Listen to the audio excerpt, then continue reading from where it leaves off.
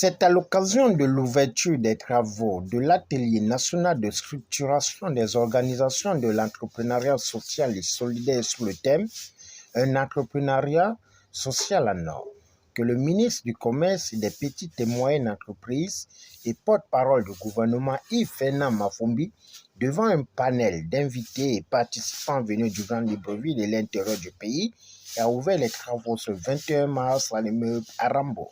Organisation d'économie sociale, organisée par la Direction générale d'économie sociale et solidaire sur le thème « Un entrepreneuriat social et solidaire en or ». Je voudrais de ce fait souhaiter la bienvenue à tous les participants à cette cérémonie ou à cette rencontre. Il m'importe de souligner que cet atelier s'inscrit dans une série de formations que compte organiser tout au long de l'année 2023, le département dont j'ai la charge. La formation et le renforcement des capacités structurelles dont les éléments inhérents sont œuvre pour l'entrepreneuriat, gage de succès pour toute entreprise. Mesdames et messieurs, l'objectif visé par ces formations est de permettre aux différentes entreprises relevant de l'économie sociale et solidaire de disposer d'outils nécessaires à la gestion d'entreprise dans le but d'assurer la pérennité de leur action avec une perspective ultime de se muer en entreprise collective, association, coopérative, mutuelle et fondation, etc.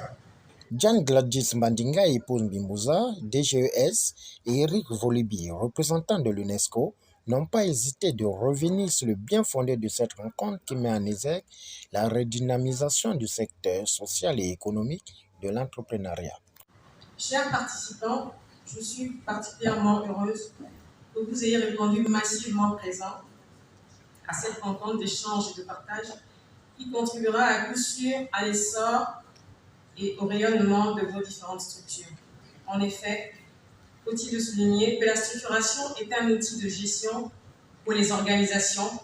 Elle permet d'apporter des repères et de connaître les rôles dans l'organisation.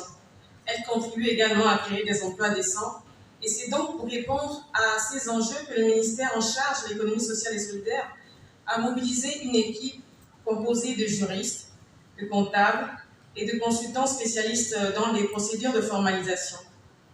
Je veux juste ouvrir une parenthèse en disant que la formalisation, une entreprise formelle, est plus transparente et constitue donc un emprunteur moins risqué. Cette équipe vous accompagnera durant 3 semaines dans la structuration, la gestion quotidienne, en abordant conjointement les volets financiers, organisationnels et juridiques.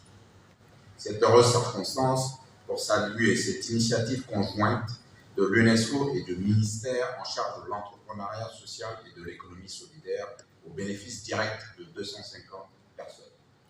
Mesdames et messieurs, distingués invités, l'étude indépendante commanditée par le secrétaire général des Nations Unies sur les jeunes, la paix et la sécurité, dénommée les absents de la paix, nous recommande à tous de nouvelles économies alternatives pour réussir réellement l'insertion économique des jeunes, visant à améliorer la participation économique des jeunes dans la société, suivant une approche transformative, plutôt que de chercher uniquement à leur ouvrir l'accès à des systèmes économiques dont ils sont exclus depuis toujours.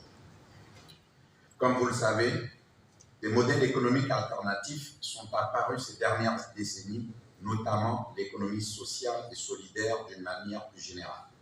C'est pourquoi l'UNESCO est fortement engagée dans l'accompagnement des initiatives de jeunes et de femmes visant à leur autonomisation économique.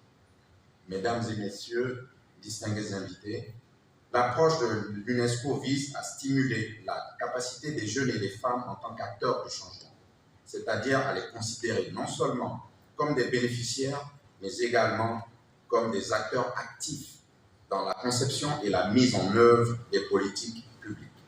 Devant environ 300 acteurs qui auront 15 secteurs d'activité qui vont contribuer au développement du Gabon dans le secteur de l'économie sociale pilier du projet de numéro 1 gabonais, a permis au ministre du Commerce de fixer le cap face à la mondialisation.